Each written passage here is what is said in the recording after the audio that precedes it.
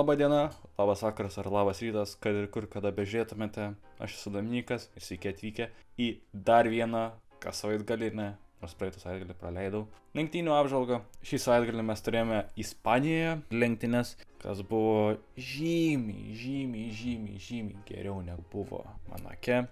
Tokia atgaila sielai, naujas oro gūsis, kaip norit pavadinkit, nepagadinsit. Ir vienu žodžiu, aš mėgau šitomis lenktynėmis, iš šito triple header, šitos lenktynės buvo asmeniškai man pačios geriausios, nes pavyzdžiui, Imoloje mes turėjome tą Verstappeno pirmo rato lenkimą ir ties to ir baigėsi, tada Monake tiesiog turėjome kvalifikaciją ir nieko daugiau, na o čia, Ispanijoje, Barcelonoje mes turėjome ir strategiją, ir intrigos, dramos turėjome, ir lenkimų labai daug turėjome iš įvairių kampų, kas man labai patiko. Pernai neatsimenu, kad tokios lenktynės Ispanijoje būtų. Atsimenu, Verstappenas perėmė vadžias pirmajame rate ir viskas ties to ir pasibaigė. Na, o šiemet turime šiek tiek kitokią istoriją ir lenktynės susiklostė šiek tiek kitaip. Galime iškart pereiti prie įsimintiniausio momento ir apriepsime iš karto dramblį kambaryje, tai mano įsimintiniausias momentas – Verstappeno lenktynės. Pradėkime nuo pradžių. Verstappenas pradėjo iš 3 pozicijos, kvalifikavosi gerai. Red Bull atrodo po šitų reglamento pakeitimų koja kojon su McLaren gal šiek tiek prasčiau. Pavyzdžiui, Tsunodos atveju, kadangi tas Red Bull bolidas yra antiek specifinis ir pritaikytas būtent Maxui, o Maxas yra antiek specifinis lenktynininkas, kad labai sunku kažkam kitam ir mes dėl to matome, jog iš dalies Tsunodos ir Verstappeno bolidai yra skirtingi, ties priekiniu sparnu, ties šiek tiek kitomis, kur ten gali kažką pakeisti ir taip toliau konfiguracijomis, bet vis tiek principas tas pats ir dėl to Tsunodai yra sunku, bet aš manau Red Bull yra tikrai antras greičiausias bolidas, ypatingai Verstappeno rankas. Ir pradėdamas iš 3 pozicijos jis labai gerai pradėjo, aplenkė Norrisą, kas jau įvyko 2 metus iš eilės čia Barcelonoje. Ir tada su minkštomis padangomis pradėjo vytis Piastri. Porą ratų davė daug spaudimo Piastriui. Tada kas lėmė tai, kad jis suvalgė savo padangas. McLaren yra neprilygstami dievai su padangų degradacija ir nesvarbu, kas pasikeistų reglamente, jie yra tikri lyderiai. Todėl Piastris, kuriam dabar gal šį sezoną nelabai, bet praėjusią sezoną ar užpraeitą sezoną, kuris turėjo labai daug problemų su padangų degradacija, jis šiemet jų neturi. Taip, tai yra iš dalies jo nuopelnas, bet tai yra labai didelis nuopelnas ir pačių McLaren inžinierių, kad jie taip sugebėjo tokį konceptą pateikti ir jie turi tą vadinamą padangų gyvavimą patį geriausią. Todėl Verstappenas norėdamas permušti Piastrio greitį ir prisivyti ir kažkiek pakovoti tose ankstyvuose momentuose dėl lyderystės, jis suvalgė savo padangą. Kas lėmė tai, kad jis turėjo nerti anksti į boksus, tada vėl jisai, pavadinkim taip, pušino ir tada vėl turėjo lysti į boksus, tada ir jam gavosi taip, kad jis buvo ant 3 sustojimų strategijos, kur kiti buvo ant 2, kaip McLaren. Ir tai buvo logiška, nes Verstappenui reikėjo kažkokio pranašumo, vis tiek McLaren tokioje trasoje, kur ta padangų degradacija yra tokia didelė, McLaren turėjo labai didelį pranašumą šitoje sferoje, nesvarbu ar Piastris ar Norris, ir jam reikėjo to neieškoti būdų kitaip, ir Red Bull padarė labai gerą sprendimą, kad 3 sustojimus pasirinko iki saugos automobilio. Kimi Antonelis sugedo automobilis ir tada iškilo pilnas saugos automobilis, kas reiškia, kad visi nėrė į boksų. Ir čia labai buvo kertinis momentas. Verstappenas, jeigu neklystu, jis buvo neseniai atlikęs jau sustojimą savo 3. Jis daugiau nebeturėjo padangų jokių, nei mediumų, nei softų. Ko neturėjo ir kitos komandos, kaip McLaren, bet McLaren uždėjo tiesiog naudotus, ką jau Verstappenas išnaudojo. Ir Red Bull nusprendė uždėti kietas padangas. Tai buvo kertinis momentas ir tai buvo vienas iš tokių, kaip čia pavadinti, galbūt Ferrari momentų, kur tu žiūri ir galvoji, ką jūs po velnių darot. Nes iš ties, aš nesupratau šito sprendimo. Taip supratau, kad saugos automobilis reikia sustoti ir taip toliau, bet liko, kiek ten, 10 ratų. kažkas tokio, 14, 10 ir galiausiai ten iš viso 8 tik tais pavyko užbaigti ar ten mažiau. Ir tu uždedi pačias neveiksmingiausias ir pačias nereikalingiausias padangas visame savaitgalyje. Iš karto buvo žinota, kad softai ir mediumai buvo tos padangos, kurios bus naudojamos pagrindinėse lenktynėse. Kieto mišinio padangos, jos yra bevertės, nes jis yra ant tiek kietas, kad, iš jos naudos nėra daug. Ir kol tu jas pramuši, praeina labai daug laiko ir tu prarandi labai daug laiko. Ir šitame momente aš taip supratau, kad Red Bull ne tik pralaimėjo šansą pakovoti dėl pergalės čia, bet jie pralaimėjo ir podiumą. Nes Leclerc'as užsidėjo naujus softus ir aš tikrai 100% žinau, kad įvyks tas lenkimas ir restartavus lenktynėm iš karto ant pirmo posūkio pasimatė to paskutinio posūkio trasoje, kaip Verstappenas vos nepadarė milžiniškos avarijos, išsaugojo ir iš karto pasimatė, ant kiek didelis skirtumas yra tarp minkštų ir kietų padangų. Ir tiesiog Ferrari pilotas Charlesas Leclerc'as praskriejo pro Verstappeną. Tai pirmas incidentas buvo su Leclerc'u, kai įslydęs iš pozicijos sugrįžęs, Verstappenas buvo šalia Leclerc'o ir tada Leclerc'as gal pasirinko tokį kelią galbūt kairesnį, kas lėmė tai, kad šiek tiek ten bakstelė, bet ten nebuvo žymus incidentas, ten realiai niekinis incidentas ir pats Verstappenas, aš tikiu, žinojo, kad ten bet kokiu atveju, kad ir nebūtų jisai išlydęs, jis būtų pralaimėjęs šitą poziciją Leclerc'ui. Tas pranašumas buvo per daug didelis Ferrari pusėje.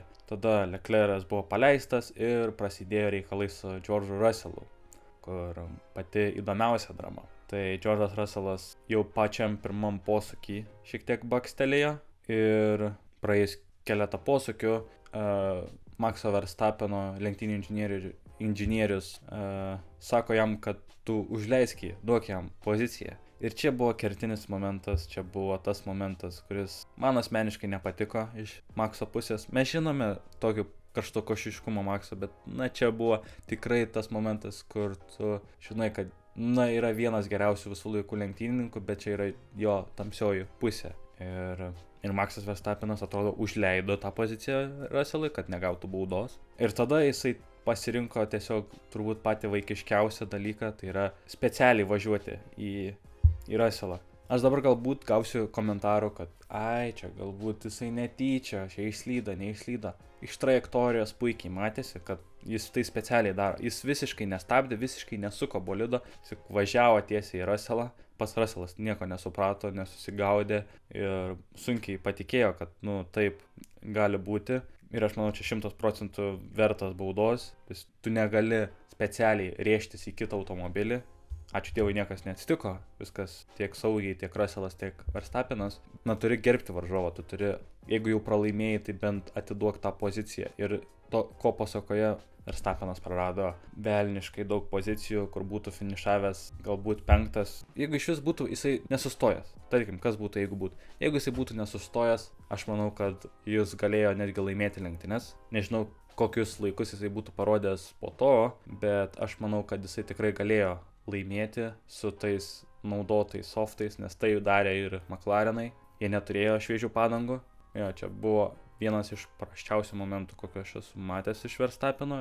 Manęs taip nenuvylė netgi Meksika pernai metų, kai jisai irgi ten taip rėžėsi į Norrisą. Nes ten jis tiesiog išsitraukė visus ginklus, kad tik sustabdytų Norrisą, kad jis neprisivytų ir stabdyti jo šturmą link to titulo. O čia jis jau pralaimė, nepasisekė. Ne tos padangos buvo uždėtos. Nieko tokio, tu naudojasi tą progą ir stengiasi kuo įmanoma daugiau taškų ištraukti šito situacijų. Bet jam nepavyko ir jis tada pasirinko patį vaikiškiausią dalyką, ko pasakoje.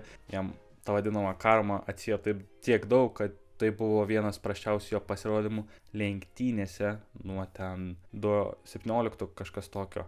Tai tas mane labai nuvylė, bet ir tai buvo pats toks karščiausias momentas, tas kertinis momentas. Kitas dalykas, dabar Verstappenas turi, jeigu neklystu, 11 taškų baudos, kas reiškia, jeigu jis gauna dar vieną iki Austrijos, iki birželio galo, vadinasi, jis yra diskvalifikuotas vienomis lenktynėmis. Ir tai labai drąsiai gali nutikti vėl ir bus tada labai įdomu. Tai čia yra mano įsimintiniausias momentas, tai visos Verstappeno lenktynės, tai buvo realiai kertinis tas toks, ne tik iki to momento, bet buvo ir visose lenktynėse labai įdomu žiūrėti, kaip jis tą alternatyvą pasirinko, alternatyvę strategiją ir praskaidrino šitas lenktynės, kurios buvo šiaip iš savęs jau labai įdomios. Galime pereiti prie lentelės. Tai pirmas Oskaras Piastris. Džiugau, kad Oskaras sigavo, jis yra toks labai Kimi Raikoniškas, šaltas, užtikrintas, koncentravęs ir tas šaltumas jam labai padeda, kur atrodė, kad Lando Norrisas jau perėmė vadžias, Imoloje pralaimėjo dvikovą Piastris Norrisui, tada Monake pralaimėjo dvikovą Piastris Norrisui, ir čia atrodė, kad jau vėl gali tas svertas pavirsti į Norriso pusę, bet Piastris atsilaikė. Tada turime antrą Lando Norrisą.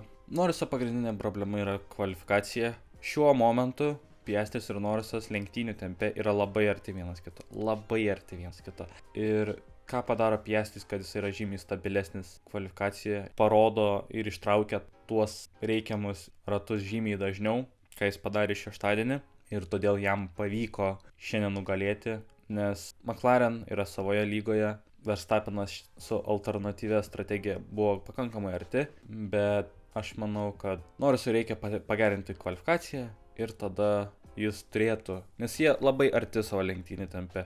Jeigu vienas aukščiau kvalifikuojasi, labai sudėtinga yra pasivyti ir aplenkti ir taip toliau. Pernai Norrisas turėjo tą lenktynių pranašumą ir kvalifikacijos pranašumą ir stabilumą, šiemet visas tas pranašumas išblėso, tai jam reikia bent kažkokį svertą susigrąžinti. Trečias, Charlesas Leclerc'as. Labai džiaugiuosi Leclerc'u, savaitgalis, kurį aš galvojau, kad bus toks prasitesnis ir iš kurio mano komanda pasiims nelabai daug. Aš labiau tikėjusi daugiau iš Hamiltono, nes tai yra Hamiltono trasa ir Hamiltonas visais atvejais parodė puikius rezultatus, bet šį savaitgalį Leclerc'as toliau rodo, kad jis yra ta dominuojanti jėga Ferrari komandoje, iš 7 pozicijos pakilti į 3, podiumas, labai geras lenktynės jam. Ir aš labai džiaugiuosi, kad jis turi tą formą, vis tiek išlaiko tą stabilumą, nors automobilis, pripažinkim, nėra pats geriausias ir tai yra Leclerc'as, kuris daro skirtumą. Ketvirtas, George'as Russellas, tą incidentą su Verstappenu kaip ir aptariau. Mercedes dabar atrodo kaip ketvirta greičiausia komanda lenktynių tempe. Kvalifikacija galbūt su Ferrari, jie bent jau šioje trasoje turi pranašumą, bet lenktynių tempas, aš manau, yra Ferrari pusėje ir Mercedes atrodė tiek su Antonelli, tiek su Russellu prastokai. Jos, manau, paveikė tikrai tas priekinio sparno pakeitimas, nes Mercedes tai išnaudojo daugiausiai ir dabar, nors ir Russellas ketvirtas, bet tai yra dėl Russello asmeninių nuopelnų. Penktas, Nico Hülkenbergas, ir čia man labai patinka šios sezono tendencija, kur į 5, į 6 prasibrauna tokie vidutiniokų lyderiai, turėjome nemažai savaitgalių Alboną, turėjome Hadžią, turėjome Tsunodą kvalifikacijoje, kai jisai buvo dar Racing Bulls, turėjome Gasly Bahreine ir dabar turime Hülkenbergą. Tai labai smagu matyti, kad viena, kita, trečia iššauna komanda iš tų apatinės lentynos komandų ir kad ten ta kova intensyvėja ir galbūt Williams neišvažiuos taip lengvai su 5 vieta ir tiek Racing Bulls, tiek Sauber šis savaitgalis buvo labai stiprus. Nemanau, kad jie bus tokie pat stiprus Kanadoje, bet labai nustebino, Bortoleto buvo taip pat labai puikus, stiprus ir užtikrintas ir kvalifikavosi aukščiau už Hülkenbergą. Tai man labai smagu dėl šitos komandos, jie eina gera linkme, kitais metais jie bus visai kita komanda, visai kitoks įvaizdis ir dėl to labai smagu man žiūrėti į šią komandą. Šeštas, Lewisas Hamiltonas, šiek tiek nuviliantis savaitgalis, aš maniau ir tikėjausi daugiau iš šio vyruko.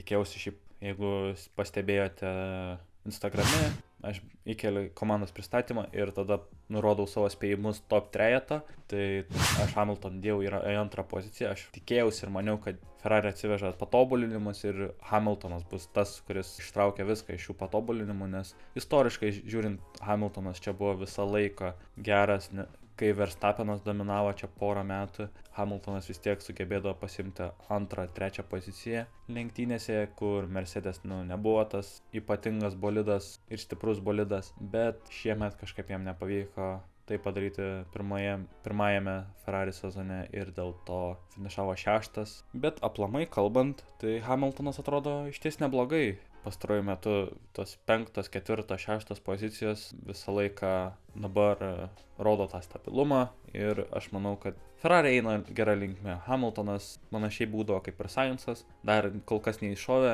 nes Sainzas būdavo 4., 5., 6., bet vienas savaitgalis ir jis labai stipriai šauna. Iš Hamiltono mes dar to laukiam. 7. Isaacas Hadžia, vėl dar vienas geras pasirodymas po Monako ir Hadžia surinko daugiau taškų per visą šituos 2 savaitgalius negu Red Bull kartu sudėjus. Tai yra įspūdingas rezultatas ir aš manau, kad svarbiausia, kad Hadžia neitų į Red Bull, nes tai jam sugadintų visą pasitikėjimą, visą tą užtikrintumą, šitą norą, kurį jis turi dabar, kaip matome iš Tsunodos ir iš Lawsono pavyzdžių.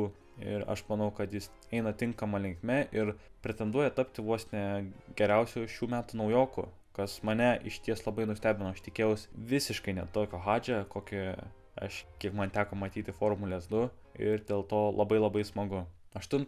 Pierre Gasly, savo spėjimuose tikėjausi tokio rezultato iš Gasly ir iš Alpine. Gasly atrodo gerai šituose trasose, kur ta padangų degradacija yra milžiniška. Bahreine jisai turėjo puikų rezultatą, taip ir čia jisai turi puikų rezultatą. Ir 8. vieta vėl sugrįžti į tos taškus yra, aš manau, labai gerai šiam prancūzui. 9. Fernando Alonso. Ir pagaliau Fernando Alonso pelnė taškus. Aš jau galvojau ir šitame savaitgalyje jis to nepadarys. Ir labai smagu, iš tikrųjų, 9. pozicija, kad ir kaip atrodo keistai, bet 9. pozicija Fernando Alonso matyti, kad prie jo vardo yra ne nuliukai, bet bus dabar 2. Na, širdžiai miela matyti, kad jis tiek stengiasi, jis realiai lenktynių pradžioje tai visa šou buvo iš Fernando Alonso, nes jis tuos lenkimus, ypatingai ties 3. posūkiu, darė ir tiesiog man asmeniškai labai patinka matyti, kad šita legenda atgyja ir vis dar yra to noro, ko mes matome kartais per mažai iš tų veteranų. Tai džiaugiuosi už Alonso, namų tvirtovėje 1 taškai, kad ir kaip beskambėtų, bet šaunuolis jis. 10. Maxas Verstappenas, viską kaip ir aptariau ir galime pereiti prie mano spėjimų. Tai po Monako Grand Prix savaitgalio, kur nebuvo video, bet galite pasižiūrėti Instagrame, visą laiką ten įkeliu ir dabar bus taip pat pateikiami spėjimai ir ten. Tai po Monako Grand Prix savaitgalio mano ir dirbtinio intelekto santykis turnyrinis yra mano 3 ir dirbtinio intelekto 6. Tai aš gaunu 2 ir šis savaitgalis kaip ir nelabai ką pakeitė. Pole pozicija pagal mane buvo Lando Norrisas, buvo labai arti, neparodė to rato paskutinio, ką parodė Oskaras Piastri ir tada buvo nugvelbtas iš jo tą pole poziciją.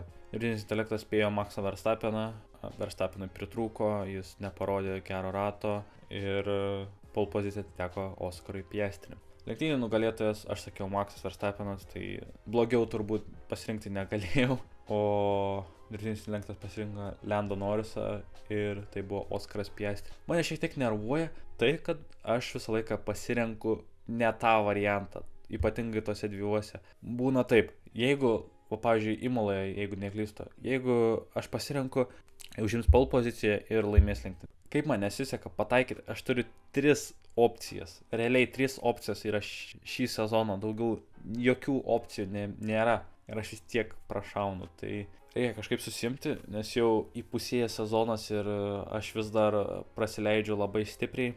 Ir dirbtinis intelektas labai neblogai šaudo šiaip. Savaitgalio pažiba pagal mane buvo Lewisas Hamiltonas, aš labai tikėjausi daug iš Hamiltono, dėja jam nepasisekė, buvo pranoktas Charleso Leclerco visą savaitgalį ir kažkaip to tempo nebuvo iš jo. O dirbtinis intelektas pasirinko Oliverį Biermaną, tai tikrai ne.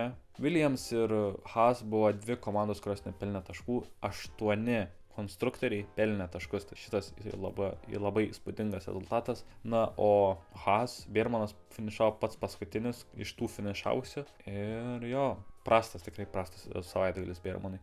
Tikroji žvaigždė šios savaitgalio yra neabejotinai Nico Hülkenbergas, 5. pozicija Sauber bolide, kuris, yra prasčiausias, nepabijokim to žodžio, prasčiausias. ir tokį rezultatą parodyti nuo 15 pozicijos, na tai yra įspūdinga. Ir labai džiugu dėl Niko, kad jis atėjęs į šią komandą, jis tiek sugeba pelnyti taškų, nes prisiminkime, pernai jis buvo tas toks underdogas, kuris pelnydavo irgi tos visus taškus, ir šiemet jam tai pavyksta gal šiek tiek rečiau, bet smagu dėl Niko Hülkenbergo, kad jis turi tą puikų pasirodymą ir taip pat suteikia pozityvą apie Sauber komandą. Savaitgalio komanda pagal mane yra Alpine. Aš čia duosiu savo tašką. Alpine po ilgo laiko vėl pelnė taškus.